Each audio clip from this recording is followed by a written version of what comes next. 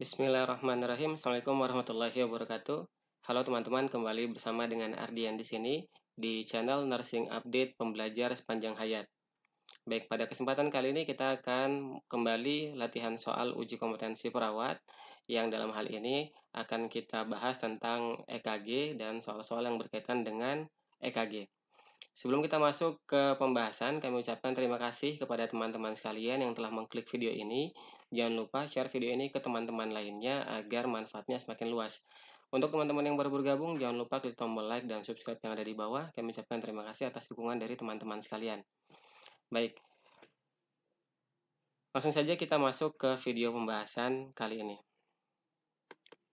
Seperti biasa, sebelum kita masuk ke latihan soalnya, akan kita review sedikit tentang latihan soal yang akan kita bahas. Karena latihan soal yang akan kita bahas hari ini adalah tentang EKG, maka kita akan review sedikit tentang EKG. Baik, di gambar yang ada di slide ini, teman-teman bisa melihat gambar EKG yang normal ya. Di sana ada gelombang P, ada Q, R, S, T, dan ada gelombang U. Kemudian ada PR interval, ada QRS interval, ada ST segment, ada QT interval. Nanti kita bahas satu persatu ya. Baik, gelombang P, kita bahas dulu dari gelombang P. Gelombang P ini merupakan gambaran dari depolarisasi atrium ya. Lebarnya kira-kira kurang dari 0,12 detik. Lebarnya ini maksudnya kurang dari 0,12 detik. Tingginya kurang dari 0,3 mV. Kemudian selalu positif di lead 2. Nah, ini harus kita ingat, selalu positif di lead 2 dan negatif di AVR. Nah, ini nanti tentang penyadapan ya, penyadapan EKG. Lead 2 itu kayak apa, AVR itu kayak apa, tapi tidak kita bahas di sini ya, teman-teman. Mudah-mudahan nanti ada kesempatan untuk membahas tentang penyadapan EKG. Baik, kemudian gelombang QRS. Gelombang QRS itu gambaran dari depolarisasi ventricle. QRS itu ini ya, sepaket. Saya coba lingkari ya, sepaket ini, QRS. Ini gambaran dari depolarisasi ventricle. Lebarnya, ini dia, QRS interval ini ya, lebarnya sekitar 0,06 sampai 0,12 detik. Tingginya tergantung ada di lead berapa. Kemudian gelombang T itu gambaran repolarisasi ventricle. Dia akan positif di lead 1, 2, V3 sampai V6 dan terbalik di AVR. Nah, lagi-lagi ini soal penyadapan EKG, nanti kita bahas, mudah-mudahan ada kesempatan untuk membahas soal penyadapan EKG. Baik, lanjut, kemudian ada gelombang U. Gelombang U ini muncul setelah gelombang T dan sebelum gelombang P. Jadi nanti di sini nih, di ujung sini nanti ada gelombang P lagi gitu. Di sini nanti ada gelombang P lagi, kemudian QRS, T, U, P lagi gitu ya. Nah, untuk saat ini penyebab munculnya belum diketahui pasti, diduga akibat repolarisasi lambat dari sistem konduksi ventricle. Kemudian ada interval PR. Interval PR itu ini ya teman-teman, saya coba lingkari. Interval PR. Ini diukur dari awal gelombang P sampai awal gelombang QRS. Jadi diukur dari sini. Ini awalnya gelombang P sampai awal gelombang QRS. Awal gelombang QRS itu ada di sini. Nah, nilai normalnya di kisaran 0,12 sampai 0,20 detik. Nah, interval PR ini menggambarkan waktu yang dibutuhkan untuk depolarisasi atrium dan jalannya impuls melalui berkasi sampai permulaan depolarisasi ventricle. Kemudian ada segmen ST. Segmen ST ini diukur dari akhir gelombang S. Di sini ya teman-teman, ini akhir dari gelombang S. Akhir dari gelombang S sampai awal gelombang T. Awal gelombang T ada di sini. Nah, ini dia ST segmen ya. Normalnya sejajar garis isoelektrik. Nah, sejajar garis isoelektrik itu maksudnya sejajar garis ini ya. Ini yang ada di pointer merah ini ya, sejajar garis ini. Jadi, segmen ST ini normalnya sejajar garis isoelektrik. Pada lead prekordial bervariasi, tapi pada lead prekordial itu bervariasi bisa minus 0,5 sampai plus 2 ya. Nah, ini lagi-lagi soal penyadapan. Penyadapan tidak kita bahas, mudah-mudahan ada kesempatan di lain waktu kita bahas soal penyadapan. Baik, lanjut cara menginterpretasi EKG. Baik, untuk menginterpretasi EKG, teman-teman yang pertama, tentukan dulu irama jantung ini teratur atau tidak. Caranya dengan melihat QRS yang satu dengan QRS yang lainnya. Jadi teman-teman melihat ini jarak antara R ke R, R ke R, R ke R itu selalu sama apa enggak gitu jaraknya. Kalau jaraknya ada yang beda atau kadang pendek, kadang lebar, kadang kadang sempit, kadang lebar, kadang sempit, kadang lebar, berarti ini tidak teratur. Tapi kalau dia statis, maka teratur ya. Kemudian yang kedua, tentukan frekuensi. Nah, teman-teman tentukan frekuensinya. Ini berapa kali per menit denyut jantungnya ya, nadinya berapa kali per menit. Nah, biasanya di soal itu bunyinya jarak R ke R 6 kotak besar atau jarak R ke R 5 kotak besar. Nah, kalau bunyi soalnya menggunakan kotak besar, maka teman-teman membaginya dengan angka 300. Tapi kalau jumlah jarak R ke R-nya menggunakan jumlah kotak kecil yang ada di soal, maka teman-teman membaginya dengan angka 1500. Nah, ini caranya untuk mendapatkan berapa jumlah nadinya. Misal jaraknya saya tulis di sini, misal jarak R ke R-nya 5 kotak besar.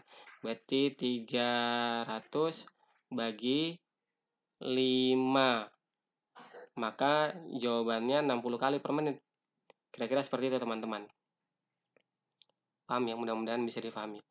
Kemudian yang ketiga, tentukan gelombang P normal atau tidak.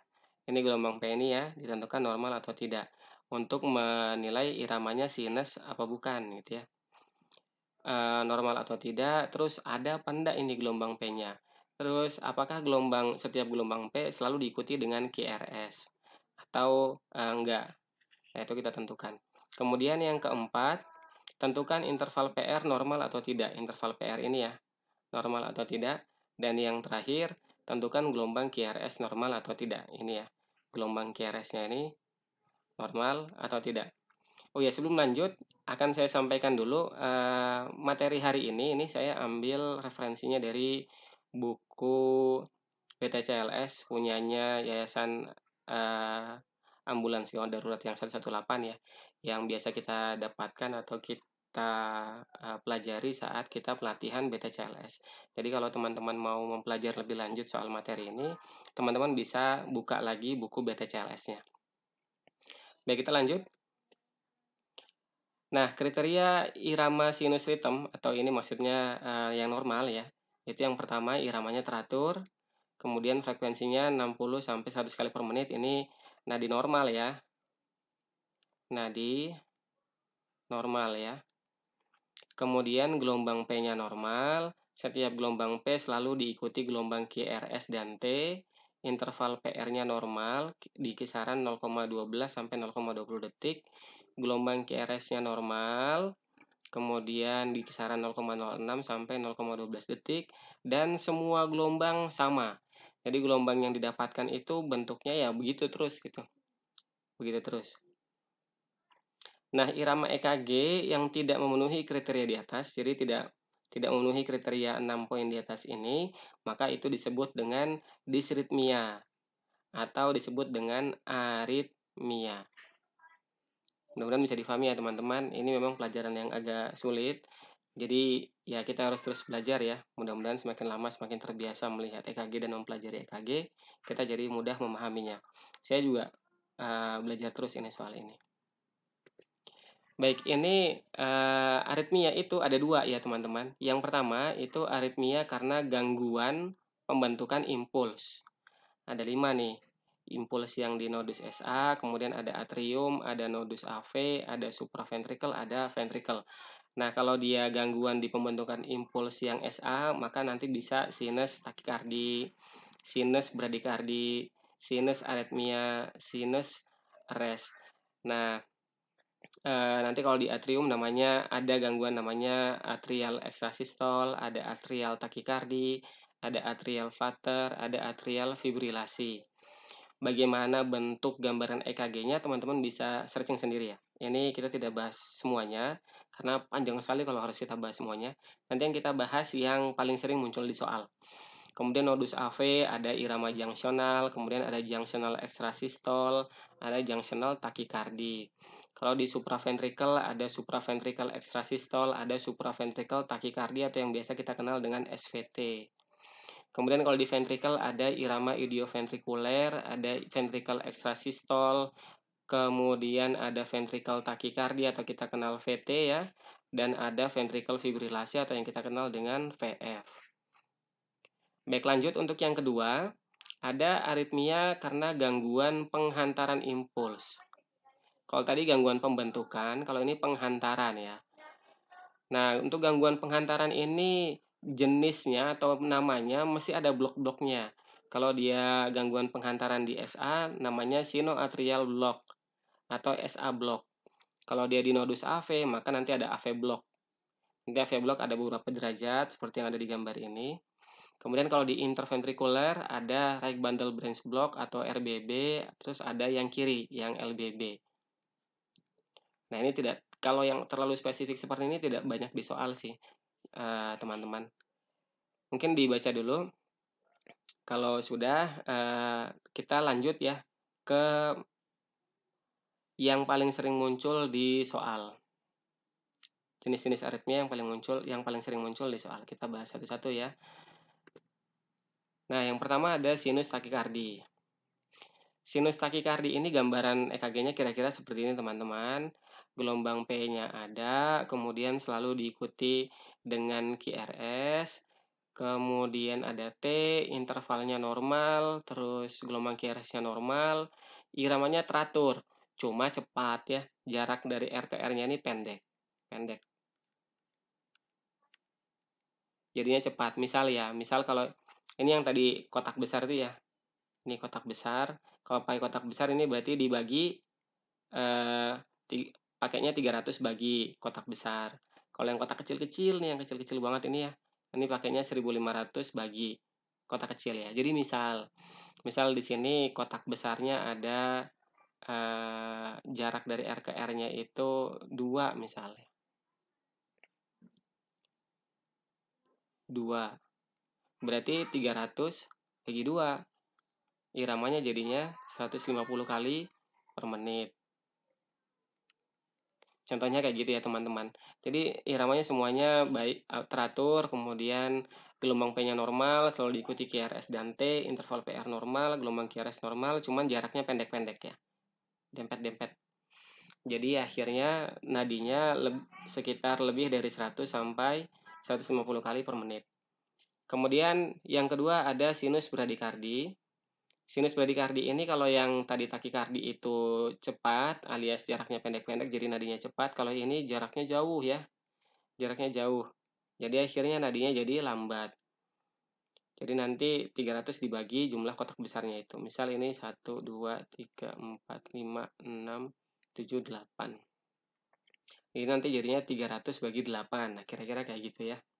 Nah, untuk sinus bradikardi ini iramanya teratur, kemudian frekuensinya kurang dari 60 kali per menit, gelombang P normal, setiap gelombang P selalu diikuti dengan gelombang QRS dan T, interval PR normal, gelombang QRS normal ya, untuk yang sinus bradikardi. Setiap ada gelombang P ini ya, ini mesti nanti bunyi nama iramanya sinus gitu, sinus apa gitu ya. Baik, lanjut. Kita ke sinus aritmia. Ini dia sinus aritmia. Ini gelombang P-nya ada, kemudian setiap gelombang P juga diikuti dengan gelombang QRS dan T, interval PR normal, QRS normal. Cuma tidak teratur. Tidak teratur itu maksudnya begini. Ini jarak dari R ke R yang ini, R1 ke R yang 2 tidak sama dengan jarak R yang 2 ke R yang ketiga. Kemudian tidak sama juga dengan ke R yang keempat. Beda-beda tuh. Jadi nggak teratur. Nah, ini biasanya kisaran. Ini ada sinus res ya. Yang ini yang bawah ini namanya sinus res. Jadi tiba-tiba harusnya di sini ada gelombang satu lagi gitu ya, ada PQRST harusnya di sini ada, tapi tiba-tiba dia kosong gitu, nggak ada. Terus nanti di sini ada lagi, ini ada lanjutannya gitu ya. Terus di sini ada lagi gitu ya. Di sini ada lagi yang di sini kosong. Nah, ini yang kosong ini namanya rest ya. Jadi ini biasanya iramanya 60 kali per menit, kemudian gelombang P-nya normal, setiap gelombang P diikuti dengan gelombang QRS dan T, interval PR normal, QRS normal, teratur kecuali pada yang hilang ya. Yang hilang itu ini. Selain yang hilang, ini jaraknya teratur. Ini ke ini sama dengan yang ini ke ini gitu. Sama. Yang kecuali pada yang hilang. Baik, lanjut. Ini ada atrial fibrilasi dan atrial flutter. Atrial fibrilasi ini gambar yang atas ya teman-teman.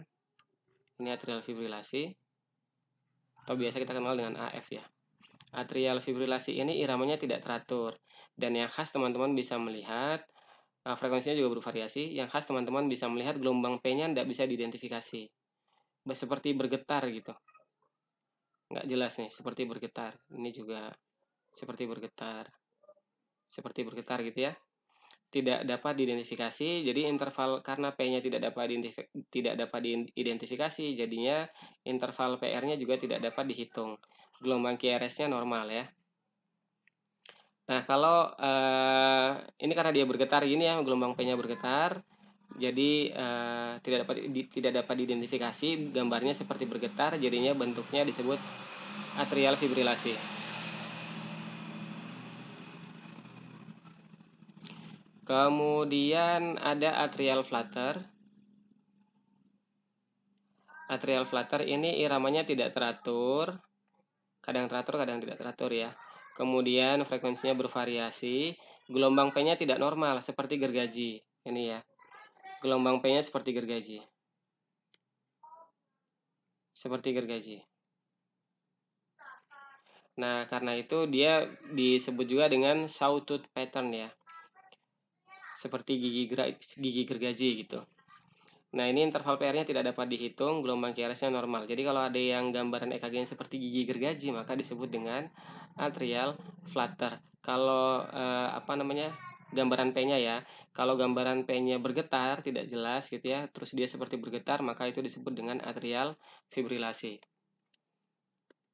Baik, lanjut kita ke ventricle tachycardia. Ini juga termasuk yang sering muncul di soal. Gambarnya seperti ini, ventricle tachycardia. Iramanya teratur, lebih dari 100 kali per menit. Gelombang P-nya nggak kelihatan. Sudah nggak kelihatan gelombang P-nya. Kemudian interval PR-nya ya secara otomatis tidak ada ya, karena nggak ada P-nya. Jadi nggak bisa diukur PR-nya. Kemudian QRS-nya melebar.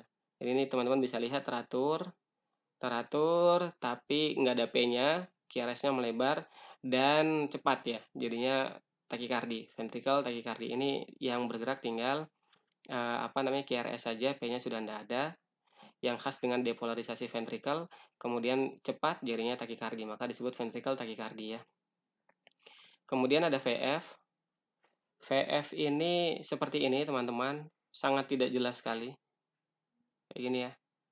Sangat tidak jelas sekali, irama tidak teratur, frekuensi tidak dapat dihitung, gelombang P tidak ada, interval PR juga tidak bisa diidentifikasi, gelombang QRS-nya bergelombang tidak teratur, dan tidak dapat dihitung. Nah, ini ventricle fibrilasi.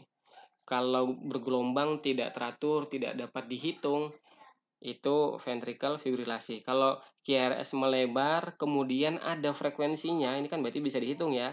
Ventricle tachycardia, frekuensinya lebih dari 100 biasanya. Maka itu masuk ke ventricle tachycardia. Baik, kita lanjut ke yang terakhir. Ini ada STEMI atau ST elevasi myocard infarct. Ini khasnya ada gelombang Q patologis, kemudian ada ST elevasi. Ini dia ST elevasi ya. Ada ST elevasi. Jadi kalau teman-teman sudah dapat bunyi soal yang seperti ini, ya berarti namanya, misal ditanya diagnosanya apa ya, STEMI, atau ada tanda gejala STEMI, kira-kira gambaran EKG-nya apa? Gambaran EKG-nya ST elevasi. Kayak gitu kira-kira teman-teman. Mudah-mudahan bisa difahami ya.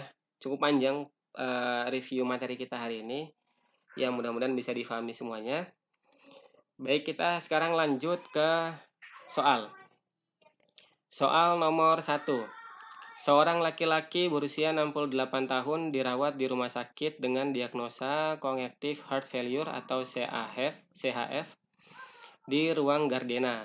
Saat dilakukan pemeriksaan EKG, hasilnya adalah irama reguler dengan jarak puncak gelombang R1 ke R berikutnya yaitu 6 kotak besar. Oke, jarak R ke R 6 kotak besar. Berapa frekuensi denyut jantung pasien tersebut? Baik, kita coba lihat dulu ini EKG hasilnya iramanya reguler. Berarti sinus rhythm ya, semuanya ada gitu atau normal. Dengan jarak puncak gelombang dari R yang satu ke R yang berikutnya 6 kotak besar.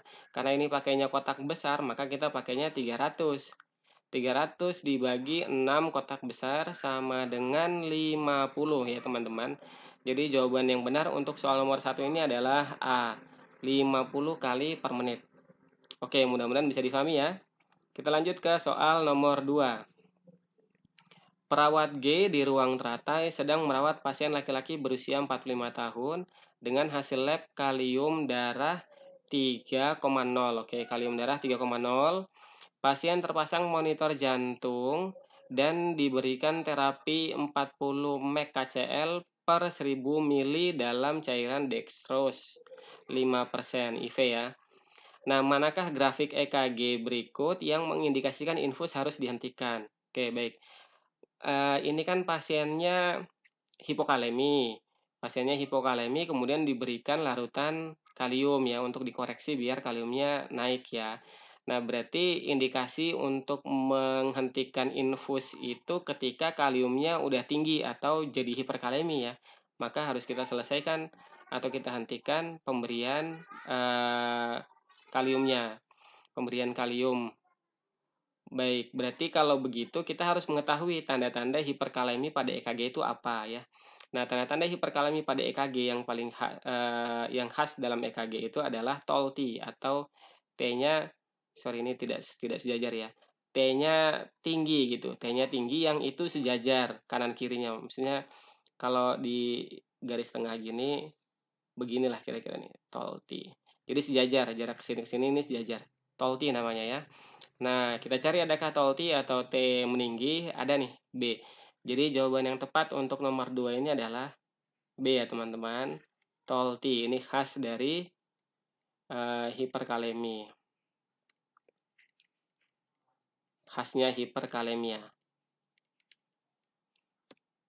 Baik, kita lanjut ke soal nomor 3. Perawat D di ruang Wijaya Kusuma sedang memperhatikan monitor jantung seorang pasien laki-laki berusia 56 tahun di bangsal penyakit dalam dengan diagnosa gagal jantung dan mengetahui adanya perubahan mendadak pada irama jantung. Oke, ada perubahan mendadak pada irama jantung.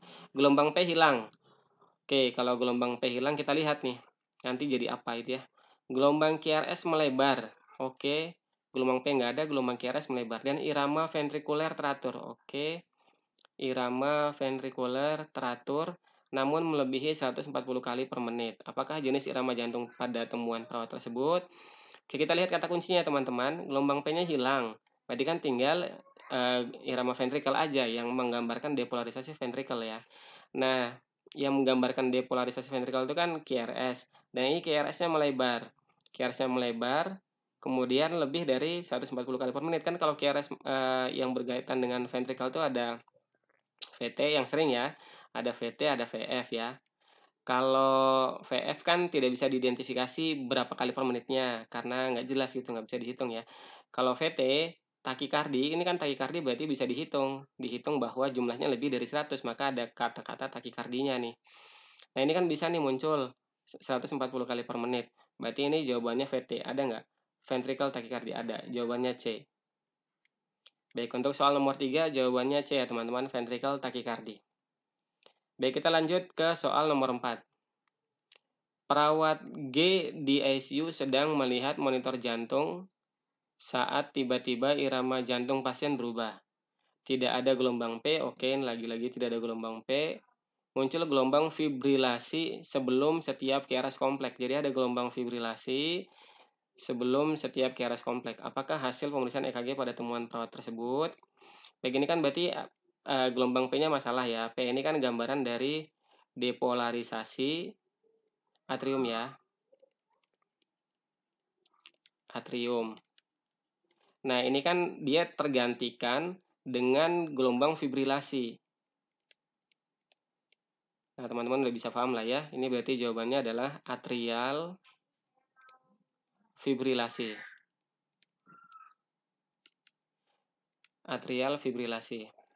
Sorry. Ada atrial fibrilasi, ada jawabannya A ya teman-teman. Untuk soal nomor 4 jawabannya A, atrial fibrilasi. Baik, kita lanjut ke soal nomor 5. Pasien K datang dengan keluhan nyeri pada dada menjalar ke bahu kiri sampai ke belakang. Hasil gelombang EKG yang ditemukan pasien tersebut adalah, oke ini nyeri dada ya. Ini kan berarti ada keluhan, kita cari tahu dulu nih keluhan ini mengarah kemana ya. Ada nyeri dada, menjalar ke bahu kiri sampai ke belakang. Maka seringnya ini kita curiganya STEMI ya. STEMI. STEMI ada ST elevasi miokard infark kan ya. Jadi kalau kayak gini, maka EKG yang ditemukan pada pasien tersebut harusnya ya sesuai namanya ST elevasi. Ada ST elevasi, ada C. Oke, jawaban soal nomor 5 adalah C ya teman-teman, ST elevasi. Baik, soal nomor 5 menandakan berakhirnya pembahasan kita hari ini. Panjang ya video kali ini, mudah-mudahan bisa difahami dengan baik oleh teman-teman sekalian. Sekali lagi, saya tidak bisa menampilkan banyak karena pembahasannya panjang sekali. Kalau teman-teman mau mempelajari lebih dalam, teman-teman bisa buka lagi materi BTCLS ya. Kalau saya untuk materi hari ini saya ambil dari buku BTCLS-nya AGD 118. Baik, demikian video pembahasan soal hari ini. Semoga bisa menemani teman-teman sekalian belajar dalam rangka persiapan uji kompetensi. Sampai teman-teman dinyatakan kompeten. Jangan lupa subscribe, like, komen, dan share. Sampai ketemu pada video yang berikutnya. Terima kasih. Assalamualaikum warahmatullahi wabarakatuh.